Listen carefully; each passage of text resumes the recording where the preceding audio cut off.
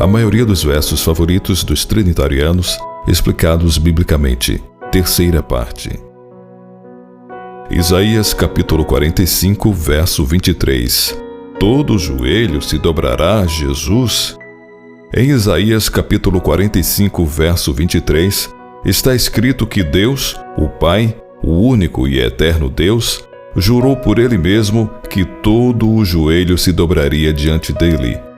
Todavia, os precipitados querem atribuir a Jesus a referência do versículo citado, fazendo de Cristo o próprio Pai, o Deus Todo-Poderoso, pelo simples fato de Paulo ter afirmado que todo o joelho se dobraria a Cristo. Filipenses capítulo 2, verso 10.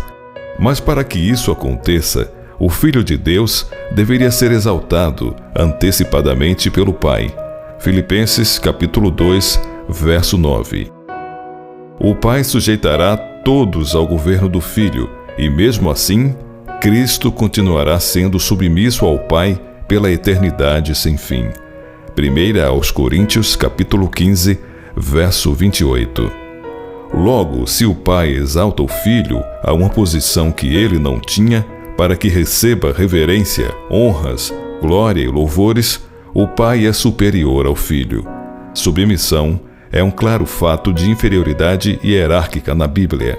Se Jesus, o Filho de Deus, é inferior, não é ele que jura por si mesmo em Isaías capítulo 45, verso 23. Pois o autor do livro aos Hebreus escreve: porque quando Deus fez a promessa a Abraão, como não tinha outro maior por quem jurasse, jurou por si mesmo. Hebreus capítulo 6, verso 13.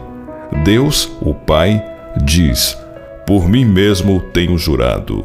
O apóstolo Paulo esclarece isso na sua carta aos Efésios. Por causa disto, me ponho de joelhos perante o Pai de nosso Senhor Jesus Cristo. Efésios capítulo 3, verso 14. Deus é o Pai e Cristo é o Filho. Enquanto não se aceitar essa verdade bíblica fundamental, muitas dúvidas podem surgir. O Pai é Deus e o Filho foi feito Senhor pelo Pai. E toda a língua confesse que Jesus Cristo é o Senhor, para a glória de Deus Pai. Filipenses capítulo 2, verso 11. O texto do item acima quase todo foi elaborado pelo irmão Fábio Amaro. Mateus capítulo 1, versos 19 e 20. Foi gerado do Espírito Santo. Mas José, seu esposo, sendo justo e não a querendo infamar, resolveu deixá-la secretamente. Enquanto ponderava nestas coisas, eis que lhe apareceu em sonho um anjo do Senhor dizendo: José, filho de Davi, não temas receber Maria, tua mulher, porque o que nela foi gerado é do Espírito Santo. Quem dá o aviso a Maria do nascimento de Jesus é um anjo do Senhor. Apesar de termos aprendido que Jesus foi gerado através da ação de uma terceira pessoa, veja a quem o anjo do Senhor refere-se ao dizer: o que nela foi gerado é do Espírito Santo. E eis uma voz dos céus que dizia: este é o meu Filho amado, em quem me comprazo. Mateus, capítulo 3, verso 17. Jesus é Filho de Deus, não o próprio Deus. Lucas relata no capítulo 1, verso 26. No 6º mês de gestação de João Batista, foi o anjo Gabriel enviado da parte de Deus para uma cidade da Galileia chamada Nazaré. Verso 35. Respondeu-lhe o anjo: descerá sobre ti o Espírito Santo, e o poder do Altíssimo te envolverá com a sua sombra. Por isso, também o ente santo que há de nascer será chamado Filho de Deus. Se o Espírito Santo fosse uma terceira pessoa, ou tivesse uma personalidade, ele mesmo teria dado a notícia a Maria, e não haveria necessidade do anjo Gabriel fazê-lo.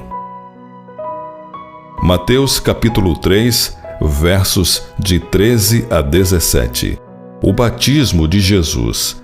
Veja também Marcos capítulo 1, versos de 9 a 11, Lucas capítulo 3, versos 21 e 22 e João capítulo 1, versos de 32 a 34.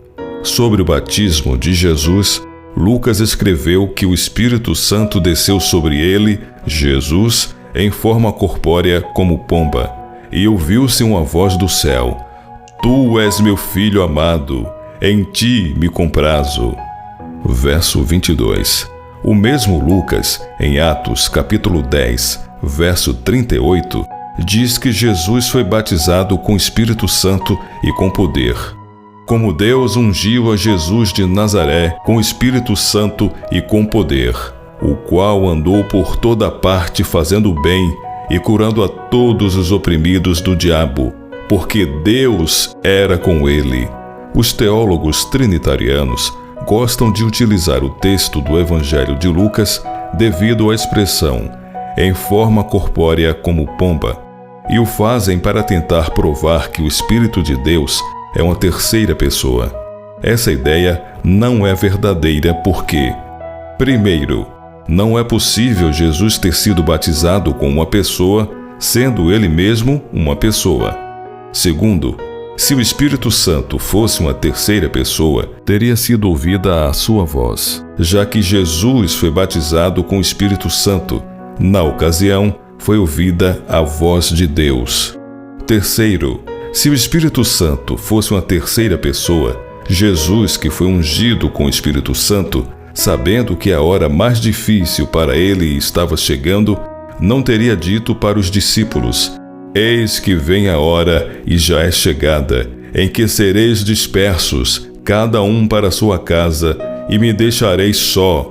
Contudo, não estou só, porque o Pai está comigo. João capítulo 16, verso 32. Quarto, será que Deus, que é Criador, se apresentaria como um animal, ave, uma vez que os anjos, que são criaturas, têm ou assumem a forma de homem? Atos capítulo 1, versos 10 e 11, por exemplo. Quinto, e disse Deus: façamos o homem à nossa imagem e semelhança. Tenha ele domínio sobre os peixes do mar, sobre as aves dos céus, sobre todos os répteis que rastejam pela terra. Gênesis capítulo 1, verso 26. E nós, seres humanos, não temos pena, nem bico, e tampouco voamos. Sexto, novamente, e disse Deus: façamos o homem à nossa imagem e semelhança. Tenha ele domínio sobre os peixes do mar, sobre as aves dos céus, sobre todos os répteis que rastejam pela terra. Gênesis capítulo 1, verso 26. Através da ordem de Deus, cabe ao homem também dominar as aves. Como Deus, que é Criador, se representaria através de algo que ele disse que o homem deve dominar. Sétimo, Romanos capítulo 1, verso 23. E mudaram a glória do Deus incorruptível em semelhança da imagem de homem incorruptível, bem como de aves, quadrúpedes e répteis.